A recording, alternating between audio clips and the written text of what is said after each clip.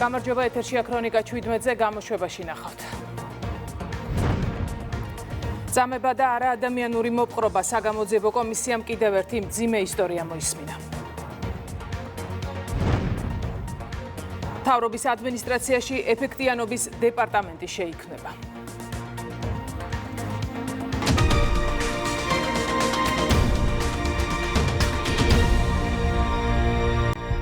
პარლამენტი ეგრეთ წოდებულ მეგობარ აქტთან დაკავშირებით განცხადებას მიიღებს, ეს იქნება საქართველოს პარლამენტის ოფიციალური პასუხი. საკითხზე მომხსენებელი შალვა პაპუაშვილი იქნება. დოკუმენტის განხილვას პარლამენტი ხვალიდან იწყებს. პარლამენტის თავმჯდომარე აცხადებს, რომ ეგრეთ წოდებული მეგობარი აქტი მცდარ ფაქტებზეა დაფუძნებული, შესაბამისად პარლამენტის მიზანია არგუმენტებზე დაყრდნობით აჩვენოს რეალობა. ხტომისთვის, მაგრამ დღეს საზოგადოებამ ნახა პრემიერ-მინისტრის წერილი ამერიკის შეერთებული შტატების პრეზიდენტის მიმართ, რომელიც მათ შორის ეხება მეგობარი აქტის საკითხსაც. ამავე დროს პარლამენტში ჩვენ ყველა ფრაქციის და პოლიტიკური ჯგუფის მონაწილეობით მოამზადეთ განცხადება პარლამენტის, რომელიც ეხება ამ ეგრეთ წოდებულ მეგობარ აქტს, სადაც მოცემული არის ჩვენი შეფასებები და პასუხი ამ აქტთან დაკავშირებით. ინიციატორები გახლავართ ერთის ხომ მე როგორც პარლამენტის თავმჯდომარე და ასევე ყველა ფრაქცია პოლიტიკური ჯგუფის ხელმძღვანელი. გადაეცემა საგარეო ურთიერთობათა კომიტეტს, როგორც წამყვან კომიტეტს, მე ვიქნები მომხსენებელი ამ საკითხზე და განხილვები უკვე ხვალ შედგება პარლამენტში, როგორც კომიტეტში, ასევე პლენარულ სხდომას. ჩვენი მიზანი როგორც ყოველთვის არის, რომ კიდევ ერთხელ ყველას ვაჩვენოთ თუ რა არის რეალობა არგუმენტებზე და ფაქტებზე დაყრდნობით და ასევე გავაკეთოთ ჩვენი შეფასება ამასთან დაკავშირებით, ვინაიდან ეს რა თქმა უნდა ეწინააღმდეგება მეგობრობის ყოველგვარ გაგებას, რაც ჩვენ ვნახეთ წარმომადგენელთა პალატის მიერ მიღებული ეგრეთ წოდებული მეგობარი აქტის სახით. პრემიერ-მინისტრის ღია წერილის ადრესატები ამერიკის შეერთებული შტატების პრეზიდენტი და ვიცე-პრეზიდენტი არიან. ირაკლი კობახიძე გამოხატავს სურვილს სუფთა ფურცლიდან განახლდეს სტრატეგიული პარტნიორობა ორ ქვეყანას შორის. წერილში ხაზგასმულია საქართველოს მრავალწლიანი პარტნიორობა შეერთებულ შტატებთან სამხედრო მისიებში მონაწილეობით, რეფორმებით და რეგიონში სტაბილურობის შენარჩუნებით. ასევე გამოთქმულია კრიტიკა USAID-ისა და ნედის საქმიანობაზე. რამდენიმე კვირის წინ მოგმართეთ წერილით ქართულ-ამერიკულ ურთიერთობებთან დაკავშირებით. აღნიშნულ წერილს წინ უსწრებდა ჩემი საჯარო განცხადებები, სადაც ღიად გამოვხატავდი საქართველოს მზაობას სუფთა ფურცლიდან, კონკრეტული გზამკვლევით გაგვიახლებინა სტრატეგიული პარტნიორობა საქართველოსა და ამერიკის შეერთებულ შტატებს შორის. თუმცა პასუხი ჩვენს წერილზე და საჯარო განცხადებებზე დღემდე არ მეკვიხია. მეტიც დღემდე უმაღლეს დონეზე არ შემდგარა არავითარი კომუნიკაცია საქართველოს და ამერიკის შეერთებული შტატების ხელისუფლებებს შორის. აღნიშნული დუმილი გასაკვირია ქართული ხალხისთვის და საქართველოს ხელისუფლებისთვის რამდენიმე მიზეზის გამო.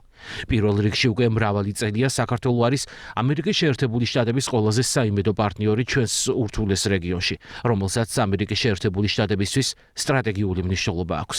საქართველო მხარში ედგა ამერიკის შეერთებულ შტატებს ყველაზე ცხელ წერტილებში, მათ შორის ერაყში და ავღანეთში, სადაც საქართველო ერთ სულ მოსახლეზე ყველაზე მეტი ჯარისკაცით იყო წარმოდგენილი.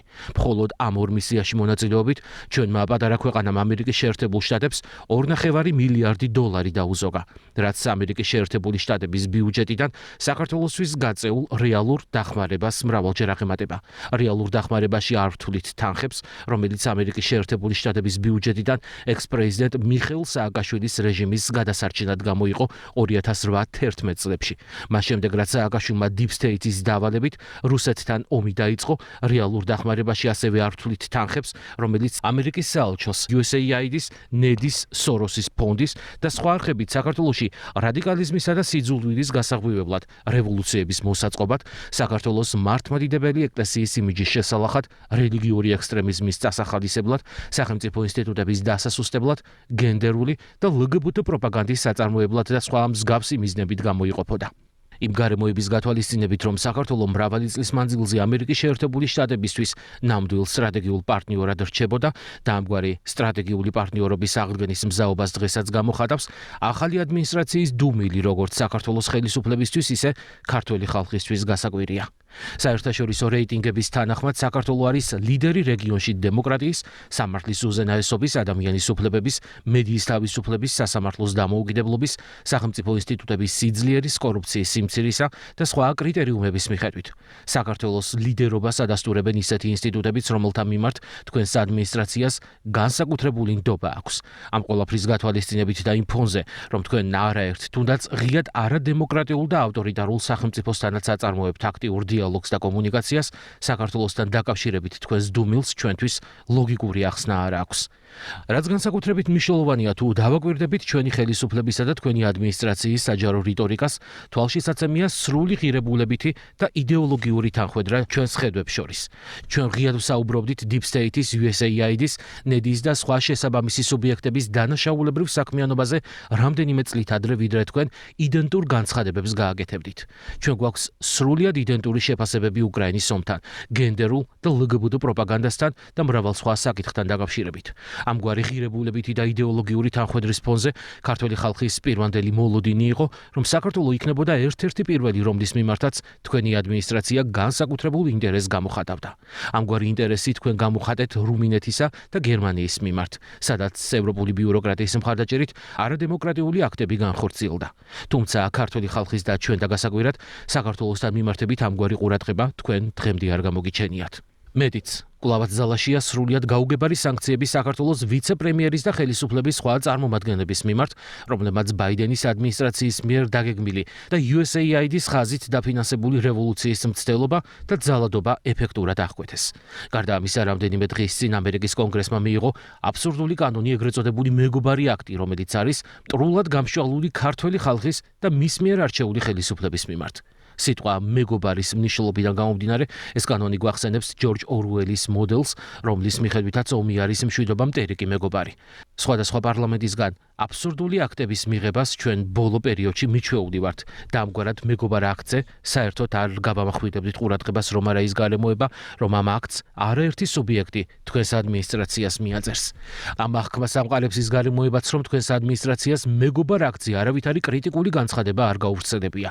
ამ ყველაფრის გამო ეს კანონი ამცირებს ქართული ხალხის ნდობას არა მხოლოდ კონგრესის, არამედ სამწუხაროდ თქვენი ადმინისტრაციის მიმართაც, რომელსაც ქართული საზოგადოება სხვაგვარი იმედით შეჰყურებდა.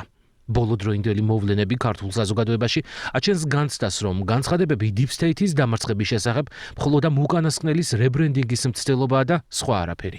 ხალხისთვის გასაკვირია, რომ თქვენ ბაიდენის გადაწყვეტილებებს მკაცრად აკრიტიკებთ, მაგრამ მის დანაშაულებრივ გადაწყვეტილებებს დღემდე არ ასწორებთ. თუმცა ჩვენი ხელისუფლება საჯარო განცხადებებში კვლავაც გამოხატავს ოპტიმიზმს იმასთან დაკავშირებით, რომ თქვენი ადმინისტრაცია Deep State-ის დამარცხებას რეალურად შეძლებს, რაც ქართულ-ამერიკული ურთიერთობების გადატვირთვაზე და სტრატეგიული პარტნიორობის აღდგენაზე უსათუოდ აისახება. რეალურადაც ამის ძალზე დიდი იმედი გვაქვს. წინააღმდეგ შემთხვევაში კვლავაც გაგრძელდება ბაიდენის ადმინისტრაციის პირობებში დაგეგმილი რევოლუციური სცენარის მოქმედება. შეგახსენებთ, რომ USAID-ისა და NED-ის მიერ დატრენინგებული და დაფინანსებული 250-მდე ადამიანი დღემდე ყოველდღიურად იკრიბება ქვეყნის დედაქალაქის ცენტრალურ გამზირზე, რაც იმის უტყუარი მტკიცებულებაა, რომ Deep State-ს რევოლუციის გეგმა თაროზე ჯერაც არ შემოუდია. როგორც უკვე აღინიშნა, მიუხედავად იმისა, რომ კითხვები კითხვებს ემატება, ჩვენ მაინც ვინარჩუნებთ ოპტიმიზმს და გვაქვს იმედი, რომ Deep State-თან თქვენი დაპირისპირება გულწრფელია და ის Deep State-ის დამარცხებით დასრულდება. საქართველოს ხელისუფლება მუთმინებით ელოდება ამ მომენტს, რაც საფუძვლად უნდა დაედოს ქართულ-ამერიკული ურთიერთობების გადატვირთვას და სტრატეგიული პარტნიორობის აღდგენას ჩვენს ქვეყნებს შორის. წარმატებებს გისურვებთ ამ ბრძოლაში. ამერიკის შეერთებულ შტატებს ვუსურვებთ სიმტკიცეს და კეთილდღეობას. პრემიერ-მინისტრის ღია წერილზე რამდენიმე წუთის წინ კომენტარი გააკეთა ქართული ოცნების აღმასრულებელმა მდივანმა. ძალიან კარგია, მათ შორის საამაყოც კი შეიძლება იყოს ის ამბავი, რომ ასეთი გაბედული ტონით საუბარი დღეს ჩვენს ქვეყანას შეუძლია. ძალიან გვაინტერესებს, რატომ ხდება ისე, რომ ჩვენი და ამერიკის შეერთებული შტატების დღევანდელი ადმინისტრაციის ათოსი განწყობა, დამოკიდებულება, მესიჯები განსაკუთრებით გახმოვანებული მათ მიერ და გაცილებით ადრე ჩვენს მიერ ერთ-ერთში ემთხოვა ერთმანეთს და ამის მიუხედავად ამერიკის შეერთებული შტატების ახლად არჩეული პრეზიდენტისა და ადმინისტრაციისგან ერთი სიტყვაც არ თქმულა საქართველოს.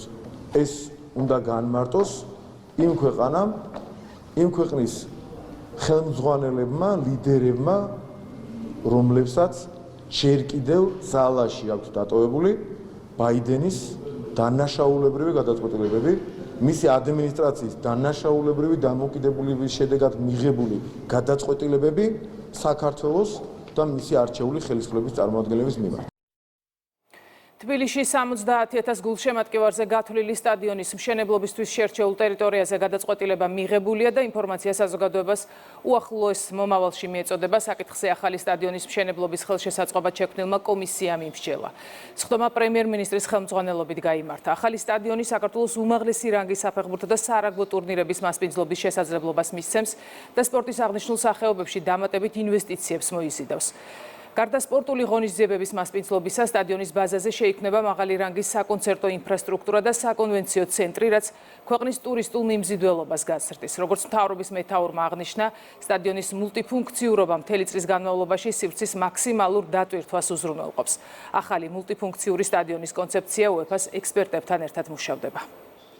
დღეს საქართველოს პრემიერ-მინისტრის ხელმძღვანელობით შედგა მორიგი კომისია ახალი სტადიონის მშენებლობასთან დაკავშირებით, როგორც მოგეხსენება თბილისში გეგმება ახალი მეგაპროექტის ახალი სტადიონის მშენებლობა, რომელიც იქნება როგორც ფეხბურთის, ასევე რაგბის განყოფილი და ამავე დროს რომელიც მიიღებს კულტურის ნაცვლად, ანუ ნებისმიერი კონცერტის დიდით შეგვეძლება რომ აღნიშნულ სტადიონზე იქნას ჩატარებული. ახლო მომავალში გამოცხადდება ზუსტად ის ლოკალის ადგილი, სადაც აშენებული იქნება ეს მეგაპროექტი. გაიმართა კომისიის სამუშაო შეხვედრა, სადაც განხილული იქნა რამდენიმე ლოკაცია, მათ შორის ერთ-ერთ ლოკაციაზე შეჩერდა კომისიის ყურადღება, ინფრასტრუქტურის სამინისტროს დაევალა ყველა შესაბამისი პროცედურის დაწყება და შესაბამისად მოსახლეობისთვისაც უახლოეს პერიოდში გახდება ცნობილი თუ რომელ ლოკაციაზე აშენდება ცენტრალური სტადიონი. მთავრობის ადმინისტრაციაში ეფექტიანობის დეპარტამენტი შეიქმნება. სტრუქტურის შესაქმნელად საჭირო საკანონმდებლო რეგულაციებს პარლამენტმა მხარი 91 ხმით დაუჭირა. ეფექტიანობის დეპარტამენტი აღმასრულებელი ხელისუფლების ყველა რგოლის გადაწყვეტილების შესრულების კონტროლს უზრუნველყოფს. ამ დეპარტამენტის მიზანი არის ამაღლდეს მთავრობის ეფექტიანობა, როგორც იცით, მას შემდეგ რაც ირაკლი კობახიძე გახდა საქართველოს პრემიერ-მინისტრი, ერთ-ერთ მთავარ პრიორიტეტად მან დაისახა კორუფციასთან ბრძოლა და სამთავრობო ეფექტიანობის მაქსიმალური ზრდა. ამ თვალსაზრისით ძალიან მნიშვნელოვანია არსებობდნენ უწყებები, რომელიც ამას უზრუნველყოფენ და ერთ-ერთი იქნება სამთავრობო ეფექტიანობის დეპარტამენტი, რომელიც მთავრობის ადმინისტრაციაში შიდა აუდიტის ბაზაზე შეიქმნება. აღნიშნული დეპარტამენტი უზრუნველყოფს როგორც შიდა აუდიტის განხორციელებას, ასევე მოახდენს ეფექტიანობის შემოწმებას ყველა აღმასრულებელ სტრუქტურებს შესახებად, როგორც სამინისტროებს, ასევე სიპებს, ეხებათ ასევე სახელმწიფოს მიერ დაფუძნებულ საწარმოებს. პარლამენტმა უცხო ქვეყნის მოქალაქეებთან დაკავშირებით მომზადებული საკანონმდებლო ცვლილებები პირველი მოსმენით განიხილა. პაკეტი 18 კანონ პროექტს მოიცავს. ცვლილებების მიზანია არალეგალურ მიგრაციასთან ბრძოლა და თავშესაფრის პროცედურის ბოროტად სარგებლობის პრევენცია. ცვლილებების მიხედვით უცხო ქვეყნის მოქალაქის მხრიდან წვრილმანი ხულიგნობა, პოლიციელისადმი დაუმორჩილებლობა და თანამდებობის პირის შეურაცხყოფა საქართველოსთან მის გაძევებას და ქვეყანაში შემოსვლის 3 წლამდე ვადით აკრძალვას გამოიწვევს. დიდი მადლობა. მნიშვნელოვანია რომ აღინიშნოს გაძევების პროცედურის გამარტივება, მოგეხსენებათ რომ საქართველოში არაერთი უცხოელი იმყოფება კანონიერი საფუძვლის გარეშე, შესაბამისად შემოთავაზებული ცვლილებით მცირდება ნებაყოფლობით ქვეყნის დატოვების ვადა. ასევე შემოთავაზებულია რომ ბინადრობის გასაჩივრების შემთხვევაში, ანუ თუ კი პირმა მიმართა ბინადრობის მოთხოვნით და ამ შემთხვევაში გასაჩივრდა ეს საკითხი, ან ვიზა მოითხოვა და უარი აქვს გასაჩივრებული სასამართლოში, ეს პროცესი არ შეჩერდება, გაძევების პროცესი არ შეჩერდება და შესაბამისად ახსულდება გაძევების გადაწყვეტილება. შემოდის ფოტოების გადაღებისა და ანაბეჭდის აღების ვალდებულება უცხოელებისათვის და გარდა ამისა დგინდება გადაწყვეტილებების ელექტრონულად ჩაბარების მექანიზმი, რაც გაამარტივებს ვადებისათვას, გასაჩივრების პროცესის სწორად წარმართვას. ჩვენ ვნახეთ მათ შორის ძალადობრივ აქციების დროს ჩართული მოქალაქეები, უცხო ქვეყნის მოქალაქეები, რომლებიც როგორც ჩანს მიზანმიმართულად იყენებდნენ ამ საკანონმდებლო ხარვეს, რამდენად იყო დაგეგმილი შეგნებულად მათი ჩართვა ასეთ პროცესებში, იყვნენ თუ არა ეს ჯგუფები ორგანიზებულები, თუ გამოიკვეთა რაიმე კავშირი უცხო ქვეყნის მოქალაქეებსა და რადიკალურ ოპოზიციას შორის. გარკვეული რაოდენობა ამ პირებისას სწორედ აქციების წინადღეებში იყო ქვეყანაში შემოსული და ეს ფაქტი შეიძლება დამატებით კითხვის ნიშნებს აჩენდეს. გარდა ამისა, სამწუხაროდ იყო შემთხვევები, რომ ეს ადამიანები ჩართული იყვნენ და აქტიურად მოუწოდებდნენ პირებს დესტრუქციული ქმედებებისკენ. ეხლა კონკრეტული ორგანიზების ნაწილი თუ რომ გამოკვეთილი იყო, ბუნებრივია მათი მიმართ სისხლის სამართლებრივ პასუხისმგებლობას დადგებოდა. ვირთულებდა საქმეს ის ფაქტი, რომ მიუხედავად იმისა, რომ 10 დღიანი, 15 დღიანი პატიროებიც იქნა გამოყენებული რამდენიმე პირის მიმართ, მათ ქვეყანაში უვიზოთ დარჩენის ერთწლიანი ვადები ჰქონდათ და შესაბამისად ამ ადამიანების მიმართ გაძევების პროცედურა ფიზიკურად ვერ დავიწყეთ. აღნიშნული საკანონმდებლო ცვლილება შევიმუშავეთ ერო დირექტივების გათვალისწინებით და მთავარი მიზანი იყო ის, რომ თანხმდროში ყოფილიყო იმ მოთხოვნებთან, რაც ევროსაბჭოს და ევროპარლამენტის მიერ იქნა დადგენილი და ეს არის გამკაცრებული მიდგომები მიგრაციასთან მიმართებაში, დგინდება შემცირებული ვადები, საკითხების განხილვის, შემოდის როგორც დასაშვებობის ეტაპი, ასევე ასე ვთქვათ, საზღვარზე საკითხის განხილვის საკითხები.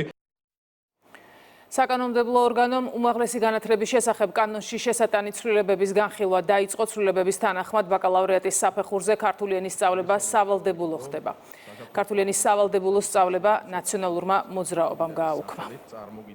წარმოგიდგენთ ცვლილებებს უმაღლესი განათლების შესახებ კანონში, რომელიც ეხება ბაკალავრიატზე ქართულენოვან სექტორში ქართული ენის სწავლების სავალდებულო წესით შემოღებას 2005 წელს მაშინდელი განათლებისა და მეცნიერების სამინისტროს ხელმძღვანელობის ზეპირსიტყვიერი მითითებით ბაკალავრიატის სასწავლო საფეხურიდან აღნიშნული სასწავლო კურსი, ქართული ენის სავალდებულო სასწავლო კურსი ყველა ფაკულტეტიდან გარდა ფილოლოგიურიდან ამოღებულ იქნა. დღეს ჩვენ უკვე ვიწყებთ პირველი მოსმენით ამ საკითხის განხილვას და იმედი გვაქვს, რომ საგაზაფხულო სესიის ბოლომდე საკითხი სამივე მოსმენით იქნება მიღებული და მხარდაჭერილი, რაც შესაძლებლობას მოგცემს, რომ უკვე მიმდინარე წელს აკადემიური სასწავლო წლის დაწყებისთვის 2025 წლის 1 სექტემბრიდან საქართველოს ყველა უმაღლეს სასწავლებლის ქართულენოვან სექტორზე ბაკალავრიატის დონეზე დაინერგოს ქართული ენის სავალდებულო სწავლება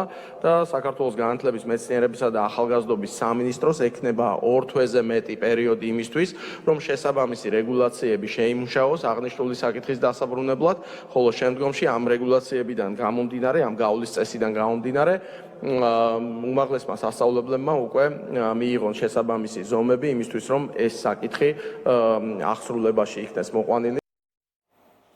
საქართველოს ევროპაში მთავრობის გამჭვირვალობით პირველ ადგილზეა დემოკრატიის აღქმის 2025 წლის ანგარიში. საერთაშორისო შემფასებელმა ცენტრმა დემოკრატიების ალიანსმა გამოაქვეყნა. საქართველოს იმ ქვეყნების ხუთეულშიც მოხვდა, სადაც დემოკრატიას საზოგადოების მხრიდან ყველაზე მაღალი მნიშვნელობა ენიჭება. ანგარიშის თანახმად საქართველოს ევროპის ერთადერთი სახელმწიფოა, სადაც მთავრობის გამჭვირვალობა ეგრეთ წოდებულ მწვანე ზონაშია.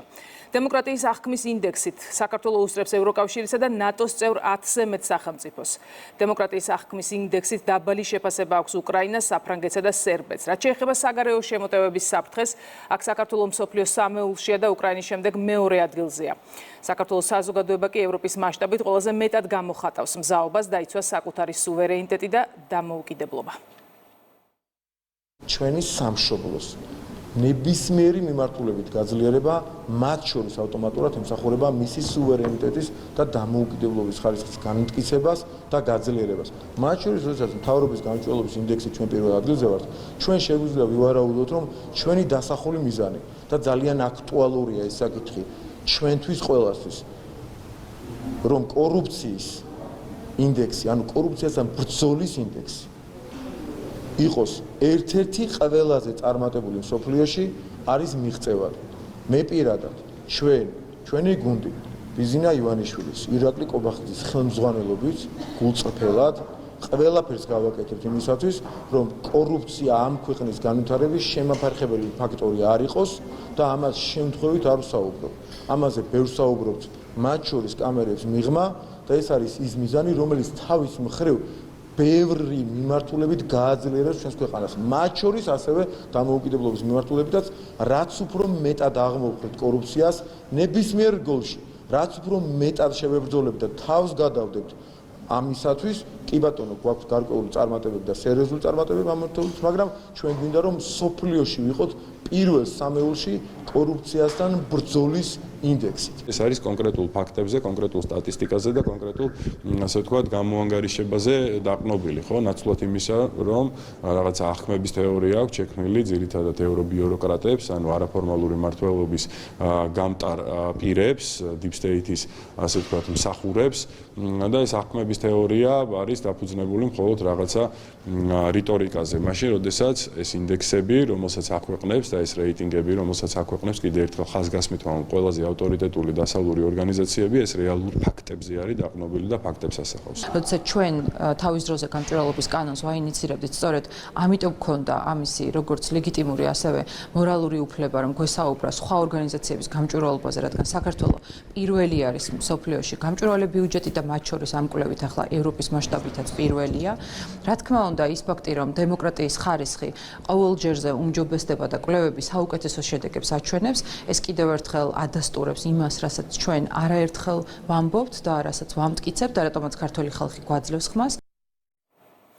სასტიკი წამების და არაადამიანური მოპყრობის კიდევ ერთი მძიმე ისტორია მოისმინეს დღეს პარლამენტის საგამოძიებო კომისიის ხდომაზე. გიორგი ხოჭავამ დეტალურად გაიხსენა, რისი გადატანა მოუწია 19 წლის ასაკში. ხოჭავა ყვება, რომ არჩადენილი დანაშაულის აღიარებას მისგან მეგის ქარდავა ითხოვდა. უარის შემდეგ კი იწყება ხოჭავას ცემა და სასტიკი წამება, რომელშიც მეგის ქარდავასთან ერთად კოხტა კოდუაც მონაწილეობდა. პარალელურად ფსიქოლოგიური და ფიზიკური ტერორი ხორციელდებოდა ხოჭავას ოჯახზე. გიორგი ხოჭავა ითხოვს მის საქმეზე ბრალი წარედგინოთ მეგის ქარდავას და კოხტა კოდუას. ჩამიდეს კონკრეტულად კოხტა კოდუამ ნარკოტიკული საშუალება ჰეროინი. თმებით ძირს ვეგდე და ესე გადამატრიალა მეგის ქარდავამ და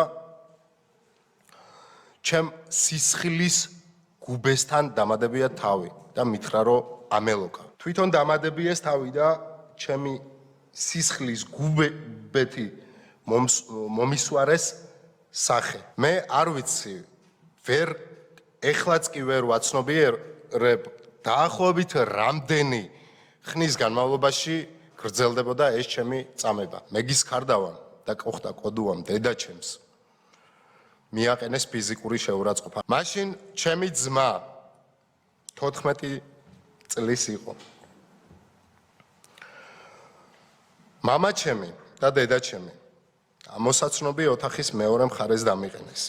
ისევ დამაჩუქეს. მეგის ქარდავამ დამადო თავში იარაღი. მეუბნებოდა რომ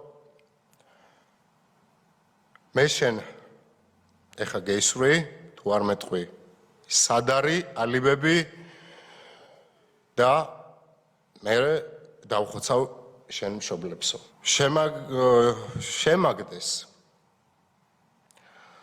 ეგრეთ წოდებულ კაპეზეზე 2-3 დღის განმავლობაში არ მაძლევდნენ წყალს არ მაჭმევდნენ საჭმელს აწამებდნენ ცემდნენ ელექტრო შოკერებს იყენებდნენ გადამიყვანეს ზუგდიდის ციხეზე ესე წრეს გააკეთებდნენ იცოდნენ ყველას ესე უკეთებდნენ და შუაში დაგაყენებდნენ ყველა ერთად გირტყამდა ზოგი ფეხს ზოგი ხელს ზოგი კიდე ხელში რაც ეკავა როგორც კი შემიყვანეს მიმღებში უთხრეს მოკალით და ათქმევინეთ დაახლოებით 4 თვის განმავლობაში საწოლიდან ვერ ვდგებოდი არ მკურნალობდნენ გამიჩნდა თურმე ტუბერკულოზი და საბოლოო ჯამში ეს იყო ქრონიკული ტუბერკულოზი იმიტომ რომ მათ კიდე რამოდენიმე თვე არ გადამიყვანეს ეგრეთ წოდებულ ტუბზონაზე და ზუსტად მე-11 თვეს ხდება ჩემი ეტაპირება ტუბზონაზე მე ფეხზე ვერ ვდგები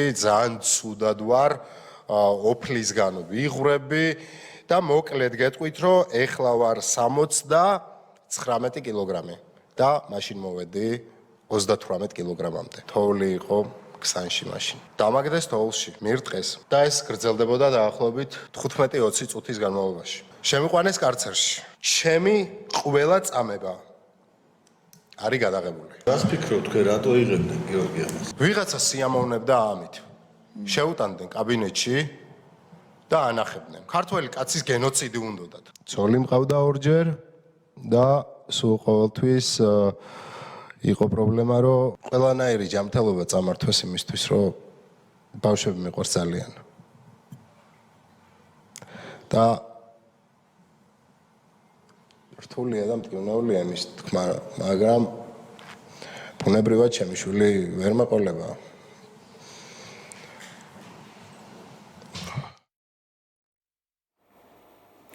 საქართველოსა და გაერთიანებულ სამეფოს შორის უსაფრთხოების სფეროში მტკიცე პარტნიორული ურთიერთობის მნიშვნელობაზე ისაუბრეს სახელმწიფო უსაფრთხოების სამსახურის ხელმძღვანელმა და დიდი ბრიტანეთის ელჩმა ანრი ოხანაშვილმა და გარეტ უორდმა ამ მიმართულებით თანამშრომლობის მეტად გაღრმავების შესაძლებლობები განიხილეს. შეხვედრაზე ისაუბრეს მსოფლიოში მიმდინარე პროცესებსა და უსაფრთხოების თვალსაზრისით არსებულ გამოწვევებზე.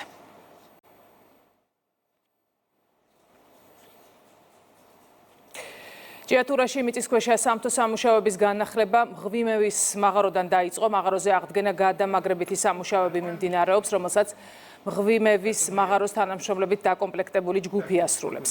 მღვიმევის მაღაროში სამუშაო პროცესი 8 საათიანი სამუშაო გრაფიკით წარიმართება. ანაზღაურება კი ახალი გამომუშავებაზე დაფუძნებული მოდელით გაიცემა. კომპანიის ინფორმაციით განახლებულ საშტატო სტრუქტურაში დასაქმებული მაღაროელები გაზრდილ შემოსავალს მიიღებენ. მაღაროში დასაქმდნენ ის ადამიანები, რომლებმაც რეორგანიზაციის ფარგლებში განაცხადი შეავსეს და გასაუბრება წარმატებით გაიარეს.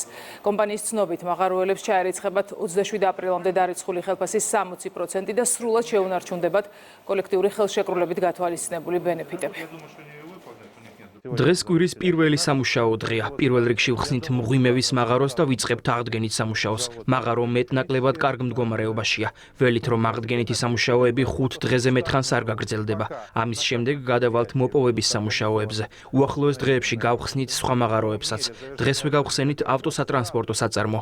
უახლოეს დღეებში დავიწყებთ ელექტრომექანიკური სახელოსნოს აღდგენას. ასე ეტაპობრივად დავიწყებთ მუშაობას ყველა მიმართულებით და პარალელურად მადნის მოპოვებასაც. საერთო ჯამში შუქრუთის მაღაროს გარდა ყველა მაღარო მეტნაკლებად ნორმალურ მდგომარეობაშია. მხოლოდ შუქრუთის მაღაროა ყველაზე მეტად დაზიანებული. მის სრულ აღდგენას 6-7 თვე დასჭირდება, თუმცა აღდგენით სამუშაოებს იქაც რამდენიმე დღეში დავიწყებთ. მღვიმევის მაღარო სხვა მაღაროებთან ერთად იყო გაჩერებული და დღეს არის პირველი დღე, როცა შევდივართ და ვიწყებთ მუშაობას. სამშობლებმა დავიწყეთ აღდგენითი, ანუ იმ სისტემების აღდგენითი, რა ჰაერის, ვენტილაციის, წყლის სისტემები, რომ შემდგომ უკვე შესაძლებელი იყოს ადამიანების შემოსვლა და მუშაობის დაწყება შიგნით. 2025 წლის იანვარ-აპრილში საქართველოში საქონლით საგარეო სავაჭრო ბრუნვამ 7 მილიარდ 755 მილიონი დოლარი შეადგინა. ეს მაჩვენებელი წინა წლის შესაბამისი პერიოდის მონაცემს 15.3% აღემატება. სტატისტიკის ეროვნული სამსახურის ინფორმაციით პირველ 4 თვეში გაზრდილია როგორც ექსპორტი, ისე იმპორტი.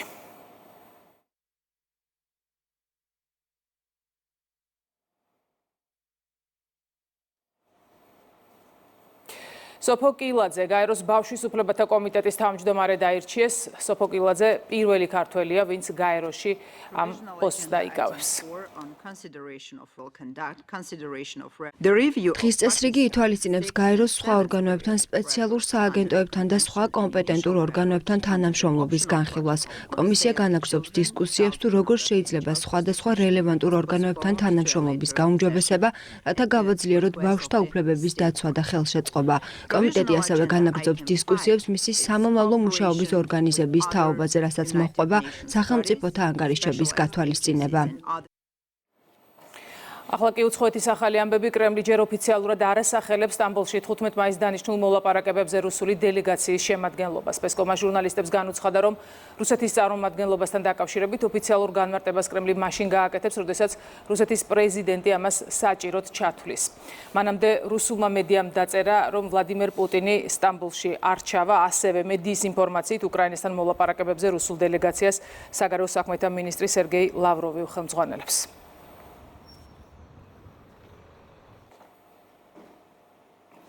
უკრაინის პრეზიდენტის ოფისის ხელმძღვანელი ანდრეი ერმაკი აცხადებს, რომ უკრაინა მზად არის რუსეთთან მოლაპარაკებები ნებისმიერ ფორმატში აწარმოოს, მაგრამ თავდაპირველად ოკუპანტმა ცეცხლი უნდა შეწყვიტოს. ერმაკმა ასევე აღნიშნა, რომ თუ პუტინი სტამბოლში მოლაპარაკებებზე არ ჩავა, ეს ბოლო მინიშნება იქნება, რომ რუსეთს ომის დასრულება არ სურს. მანამდე უკრაინის პრეზიდენტის ოფისის მრჩეველმა მიხაილო პოდოლიაკმა თქვა, რომ ვოლოდიმირ ზელენსკი სტამბოლში ვლადიმერ პუტინის გარდა სხვასთან შეხვედრას არ აპირებს.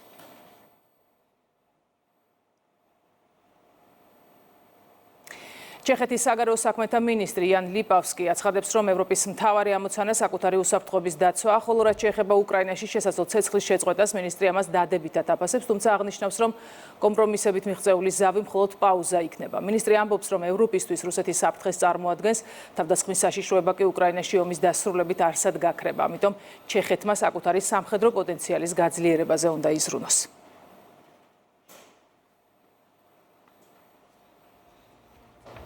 ახლა რეკლამის დროა, რეკლამის შემდეგ ეთერს ნათია სორდია განაგრძობს სტუმრებთან ერთად, მე ხვალამდე გემშვიდობებით, ნახვამდის.